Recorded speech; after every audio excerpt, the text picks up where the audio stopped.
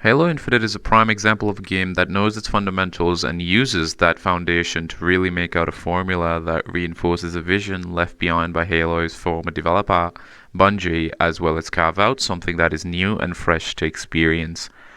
But has the story evolved in any shape or form from whenever or whatever they fucking left off with Halo 5? Has the gameplay once again been stripped away from its freedom? Has it been Ubisoftified, or has it given the series new wings to fly on? To answer all these questions, first we need to go all the way back, and I mean all the way back, to the past for some guidance. In 1993, when the economic balance was actually stable and children could eat once more without having to worry about poverty, came a game so influential it is still talked about today on how it created the first-person shooter genre in one night alone. That game was Doom, baby. The game was designed to be a corridor shooter that had a set amount of monsters for you to adapt to and master. It was a great game and something that is looked at fondly to this very day. With the help of Doom came Wolfenstein 3D, a game that improved on the Doom formula. Then came Quake. Quake allowed you to look up and down as well as left and right, so you no longer felt constrained, and the movement was fluid. The level design was excellent. There was a huge multiplayer community on Quake. But then in 1998, the big dog came along, baby. You know what I'm talking about, Batman. Half-Life.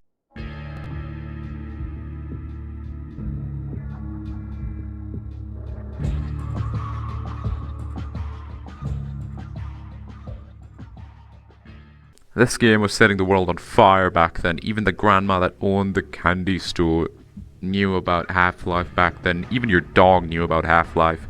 Even the lawman knew about Half-Life. This game was a cultural icon like none other. Now I know why you might be asking why I'm blabbering on about Doom, Half-Life, past, present, chaos bullshit. But bear with me here. You see, the reason why Half-Life was so influential back then was because of something that only it had, and that very thing was soul. You see, games like Wolfenstein 3D, Quake, Doom, and the likes of them are great games, but they were lacking in one crucial element: soul. Half-Life showed us that we could be immersed in this world we knew nothing about, even if it was just mindless shooting.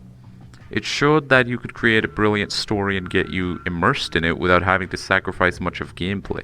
Although nowadays it's more see grandpa fly through wall, die, then revive himself, and oh Barney, I thought you were dead. Then horror. But it still was a brilliantly made game. But then came a gem that would never be forgotten for centuries ever since its inception in 2001. A game called Halo Combat Evolved was released onto the world. It was a terrific game, both in its gameplay and its story. It was a game that reinforced the idea of having a great story and being immersed in a world without being too restrained, while also making shooters fit on the console landscape. But have you ever noticed something about Halo Combat Evolved? It's not you who the enemy has to adapt to. You are the one who has to adapt to the enemies. They had different strengths, different weaknesses, and acted differently to the Chief, and it was such a refreshing take on the shooter genre as a whole. Its sense of difficulty and how you could master it all was what made the game special. On top of that, LAN parties were exploding on this game, so it was a win-win situation for both the creators and the consumers. Then came Halo 2, which fucked up the difficulty but still had both its heart and soul intact and tried to do unique things with the formula. Then came Halo 3 with an excellent ending that truly finished the fight and also brought with it a Forge mode and a great multiplayer. Then came ODST and Reach, both great games. One focusing on more of the human conflicts and the other focusing on a world destined to be destroyed. But then came 4 and 5 and simultaneously destroyed both the heart and the soul of the franchise and instead turned it into a monotonous cash grab. So what about Halo Infinite then? Does the campaign lack the soul once more, or has it recaptured the magic of Bungie's games before the split from Microsoft? And the right answer to that question, in my opinion, is a resounding yes. Halo Infinite's story begins by Atriox kicking the ever-living shit out of Chief and making a fool out of him. Atriox. And I am the last face you will ever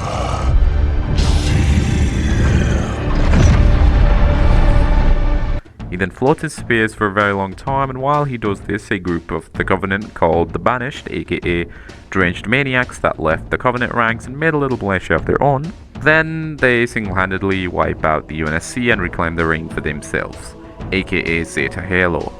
Then this bozo, called the Pilot, finds Chief in outer space just floating normally and rescues him, and then the campaign kicks off. The main trio this time around, except for Johnson, Chief, and Cortana, are the Weapon, the Pilot, and Chief.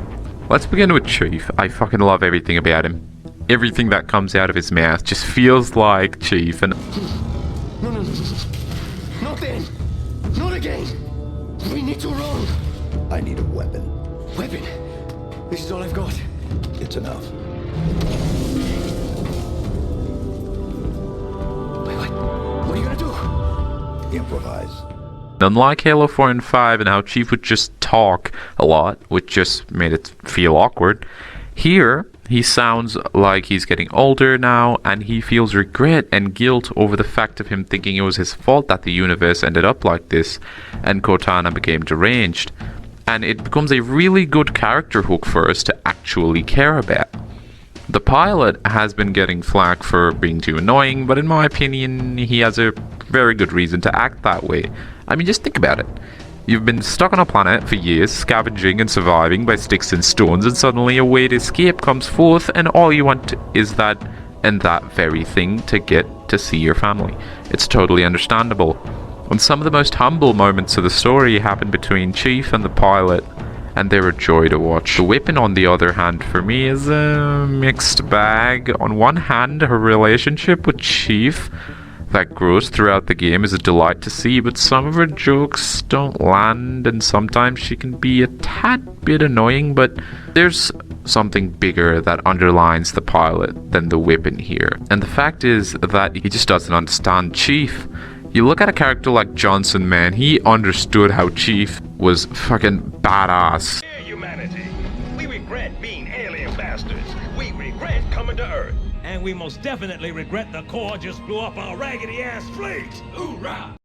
But here, the absence of him is really felt, and it's sad that he's not here, but these characters are still great.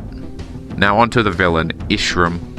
This guy is also a mixed bag for me. On one hand, the way he just slowly gets obsessed with the Chief, while slowly forgetting his actual motive, is very well done, but the fact that he sounds like your average Saturday morning cartoon villain is just not appealing to me. I mean, all he does is say he's gonna do this or that, or when he loses, he just says that it's irrelevant and it doesn't matter, he'll win, blah blah blah, but I still had a lot of fun with him nonetheless. But what truly fixes his character somewhat are these audio logs, man. They are excellently written from top to bottom. And both the UNSC and Banished audio logs are written with so much care and attention. The story has a lot of heart and tons of soul, to the likes of Halo 5's story, which lacked both soul and heart, and Halo's 4 story, which retained the soul but had lost its heart altogether. And while I do think the Cortana storyline could have at least resolved everything except for just leaving it be there, it's still a fantastic story altogether. Now, while I was scrolling through some stuff about Halo Infinite, I found a review by this one guy, G-Man Lives. Now, I respect him and I do enjoy his content a lot, but I disagree with his points on his Halo Infinite review. I don't disagree with everything he says, but I do disagree with some of them, which I'm not gonna go through today, but one of his major complaints was that the game felt a bit too much like 2001, and I completely disagree. Completely. And you wanna know what other game feels like 2001? Doom fucking Eternal. A game feeling 2001 isn't inherently a bad thing. But anyway, I'm getting too carried away. Halo Infinite's gameplay consists of what made the original Halo games feel so great in the first place. This rich sandbox has never felt better. It truly is a masterstroke in its gameplay. It'll always consist of shooting bad guy, destroying shit, blowing up shit, and so on and so forth, but the options that Halo Infinite gives you on how to approach an encounter is truly astounding. Great thing is that you have to consistently change and adapt on your strategy so that the enemy never overwhelms you. And oh boy, if they do, you'll be in for a thrashing of a lifetime.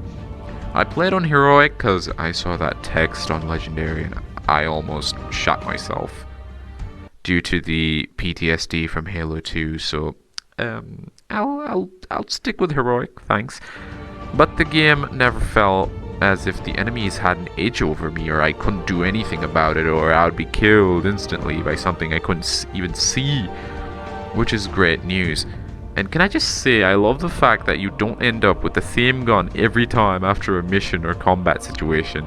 It's something that both Halo 4 and 5 failed on, because while it did do the thing I just said about the fucking changing your guns at the end, it just felt like the ammo it gave you was way the fuck too low. But here, it's always enough. You know, I came into this game after playing mindless shooters for years and years. I played fucking Vanguard like 5 weeks ago, and I forgot that I can't just run into them and win every time, and the gameplay you're seeing here is me running into them and having a fantastic time. Truly a masterful time. Now let's get into the other half of this experience, the open world, outpost design, side quests, and the main mission. Halo Infinite's open world feels great in my opinion. The outpost design is excellent, and if you compare it to something like Far Cry, it's in a league of its own. Every approach has a catch, but is still viable. The enemies are placed just the right amounts and have just the right weapons for an entertaining engagement. And the FOB bases you get even allow you to deploy vehicles and make Marines go ham on a turret or something. So that's pretty fun. But the driving is fucking abysmal. It almost made me go away from using vehicles entirely. It's so slippery, and can I just say, using the mouse to steer in 2021 is blasphemy and should be abolished immediately. I rest my case. Other than that, the high value targets I thought were sometimes great and sometimes just filler. However, the little pieces and little things you can discover in the world that tell their own little stories are incredible and make the world feel so much more alive. And I think the side quests are also great fun. What I would advise to do is that just take it slow and never use the grappling hook and just walk around the world, slowly taking it in, absorbing all the audio logs and details to truly appreciate it. If not, then this will feel like reading a detective novel without theorizing. You know, it never feels complete without it. Now, onto the main missions. I think about half of them are the same colors and the same layout, which I don't really like. But the encounters have most likely been tested to death by 343 to make them as great as possible, and I respect that with utmost honor. Overall, it's extremely fun, but I do have a few problems, like there not being many biomes whatsoever and the vehicles controlling like dog shit, and sometimes it's a bit too map marker driven, and some of your kit is overshadowed by the grapple shot. Oh, and I forgot to mention, you can also upgrade them by finding Spartan cores dropped by dead Spartans, so that's nice. And they have their own little stories to tell as well. Overall, though, it's incredible what 343 has done here, and I can't adore them enough.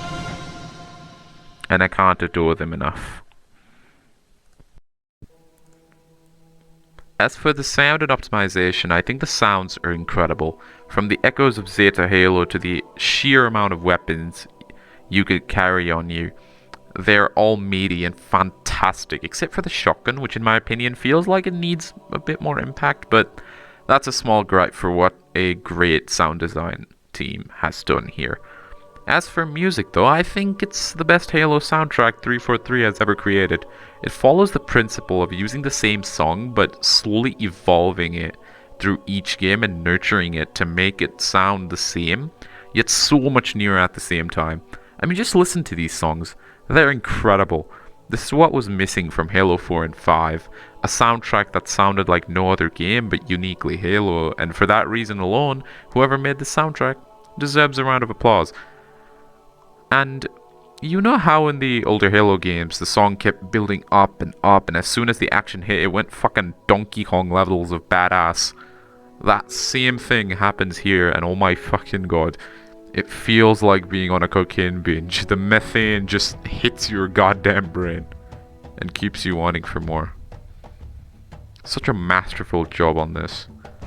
As for the optimization though, we are gonna have to talk. The game runs like pure dog shit as soon as the open world sections hit on lower end rigs, and even on my rig, which had a RTX 2060, which may not be the biggest and greatest graphics card on the market, but it can at least run everything I throw at it at 60 FPS on max settings, and for a game that looks like this, it's disappointing to say the least. The game looks great, don't get me wrong, but it's not Red Dead 2, and somehow Red Dead 2 runs way better than this. The vast amount of options this has are great, and I've gone through the entire options thing in my multiplayer review, so I'm gonna check that out. And for the love of God, for the second time, by the way, there's still no full screen. Like, come on, man. And there's still this weird color issue I have, as you can see. But other than that, it's alright. It's nothing to write home about. It's dog shit on low-end rigs, but it's fine. Somewhat, I guess. The gripping universe of Combat Evolved, the retribution of the Arbiter, the conclusion of a legacy, the recollection of tragedy, and the destruction of Reach. These are sentences I like to use when I describe each of Bungie's Halo games. As for 343's games though, all I can really think about is just bad slurs, and well, that's about it. The reason for that is, once again, the fact that they lacked both the heart and the soul. Halo 4 had lost the heart due to it losing Chief's character and making him have a relationship that's just downright unsettling. But that's my opinion. As for Halo 5, it lacked both the soul and the heart. It was dreadfully shallow and deeply insulting to the Halo legacy, and was more fixated on having complex narratives that just never made an inch of impact or even felt like a story at all. But Halo Infinite has retained both its heart and soul. Its deeply woven narrative, its great characters, and a decent villain help it truly get back on its feet again, and the gameplay and mission design helps it so much more. I think 343 has finally hit the Halo itch we've been searching for this entire decade. This is the flagship title for the Series X we deserved, and I hope it keeps going strong for years to come.